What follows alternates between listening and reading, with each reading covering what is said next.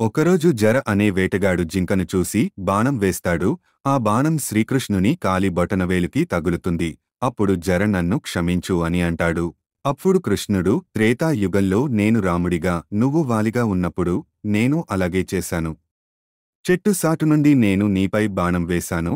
అప్పుడు నువ్వు అడిగెవు, రామా, ఇది నీకు న్యాయమా అని. అప్పుడు నేను కూడా ద్వాపర యుగంలో నీ చేతి బాణంతోనే నేను చనువు చాలిస్తాను అని మాట ఇచ్చాను అని అంటాడు.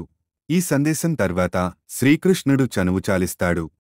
అదీకాక జర మరొక జన్మలో పూరీలోని అటవిక జాతిలో విశ్వబాసుగా జన్మించి ఆ జాతికి నాయకుడిగా ఎదుగుతాడు. ఆ క్రమంలో శ్రీకృష్ణుడి గుండె అతనికి దొరుకుతుంది. దానిని రోజు పూజలు చేస్తాడు. కొన్ని రోజుల తర్వాత దానిని పూరీ జగన్నాథ ఆలయంలో చెక్క విగ్రహం రూపంలో నెలకొల్పుతారు. ఈ విధంగా జర అనే వేటగాడికి శ్రీకృష్ణుడితో 3 జన్మల బంధం ఉంటుంది.